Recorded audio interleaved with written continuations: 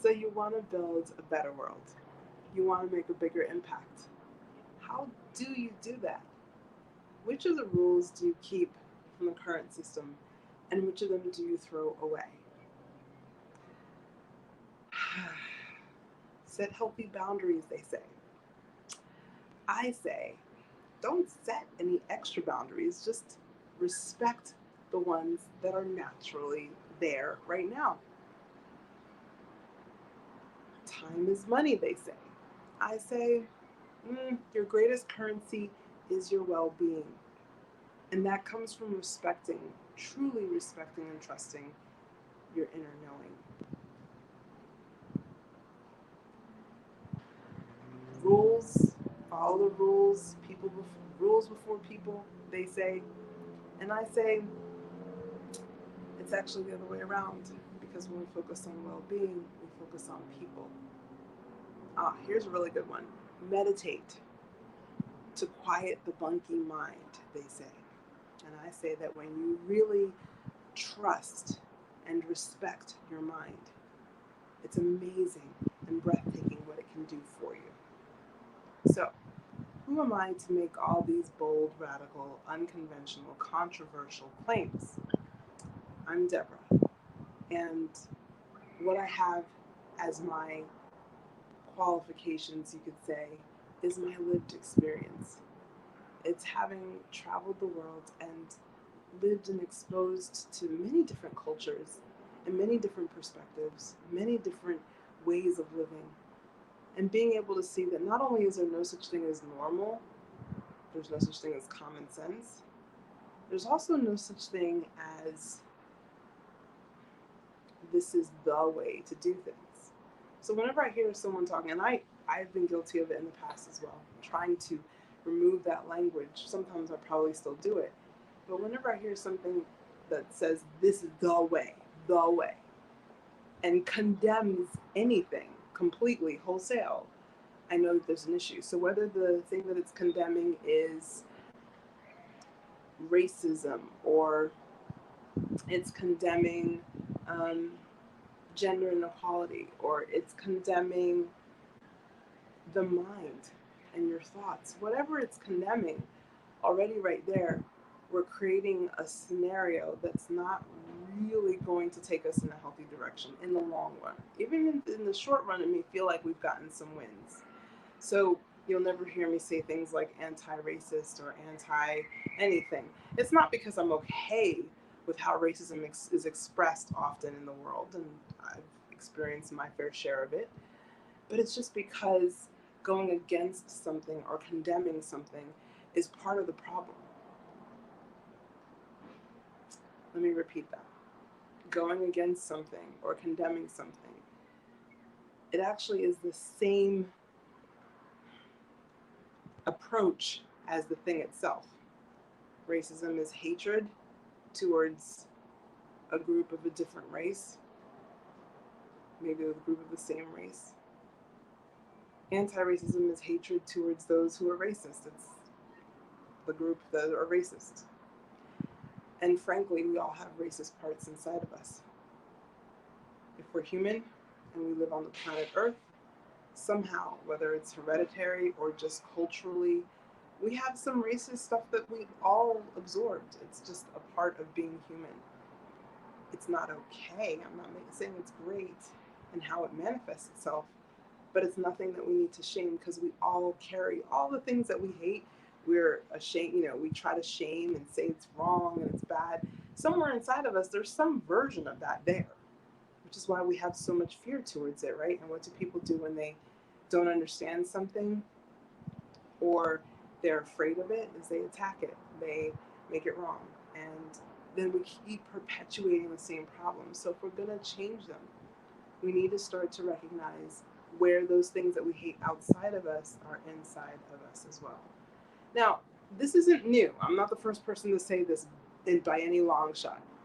But what is a little bit different about the approach that I'm offering here is that when we can become our own chief caregiving officer, when we can become the person who respects every single aspect of us the most, who trusts every single aspect of us, even if we don't understand it, even if it's nonsensical.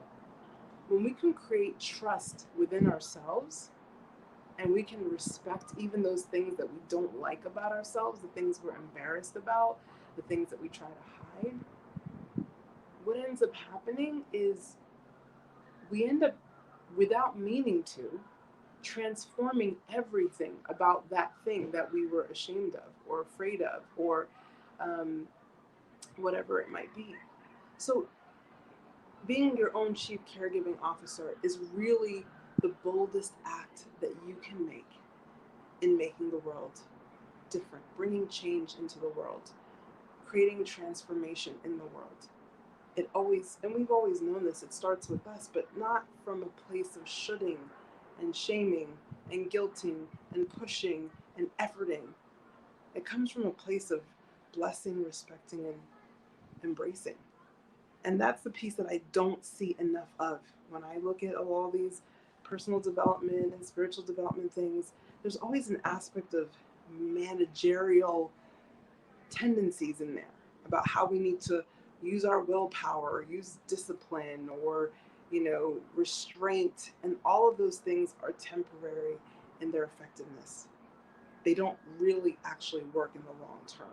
In the long term, what really works is being able to create true trust and respect within you. And the more that you have true trust and respect within you, the more that you see it outside of you. There's one more that I forgot, and that is know your enemy. That's another phrase that they say.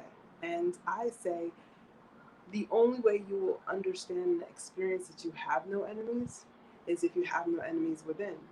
So that means giving a hug to your inner critic. Giving a hug to your inner critic.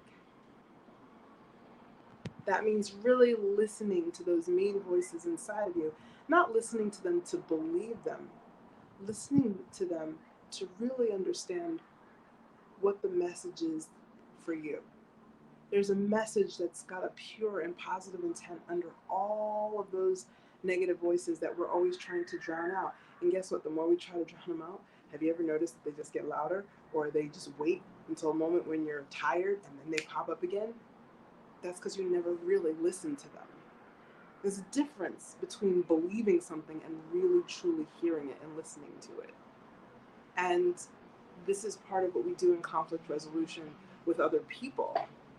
But we have so much inner conflict that we don't do that with. And I say, I include myself in that. It's always an exploration and an expansion to unlearn all the things I learned growing up and really truly trust myself and respect myself. But this is an amazing, magical process that takes you in a completely different direction.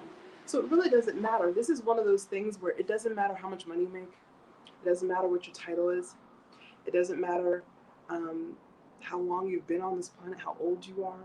It doesn't matter what your profession. It doesn't matter any of those things, because we all have tendencies that we've learned and absorbed from the cultures around us, from well-meaning individuals who've taught us and raised us and conditioned us to believe certain things that we don't necessarily have to, right? But even when people tell you about mindset work or mindfulness, or there's always a level of managerial activity going on. We're trying to manage our emotions. We're trying to manage our thoughts. We're trying to manage them instead of really hearing them. And any parent, any experienced parent will tell you that doesn't work for parenting. It also doesn't work for our internal systems. So this isn't. Please be clear that this isn't something I'm telling you to should you or make you feel bad. We all have this at some level. Some of us were more fortunate. I shouldn't say more fortunate. Some of us were fortunate enough to have parents who maybe naturally understood some of these principles, and so they weren't maybe as intense as others of us were, or teachers or siblings or friends or whoever. But at the end of the day, we all have some aspects of this. So there's no shame here, there's no judgment, and this isn't a lecture. This is more my hope, my wish, my what inspires me to come out here and to share what I know. Who am I? I'm really nobody. There's nothing any more important about me than anyone else. But I am unique, I am differentiated, and I do have my lived experience that I'm here to share with you. So that's why I'm bringing this up, because this is something that I've seen as a common theme no matter where in the world I've been, and no matter what group of people I've been hanging out with. I've seen that most of us really struggle with how to actually handle the conflicts that we have within in a way that provides lasting relief, not just temporary. So I hope you take this to heart. If you're feeling called to join me in the 30-day intensive, Your Chief Caregiving Officer, we're going to go through this for you. It's one-on-one, it's personalized. We're going to go through step by step how you can be that change from within that creates a massive ripple effect in the world. So just let me know in the comments or send me a DM and I'll share with you the information. All right, much love. Happy Saturday.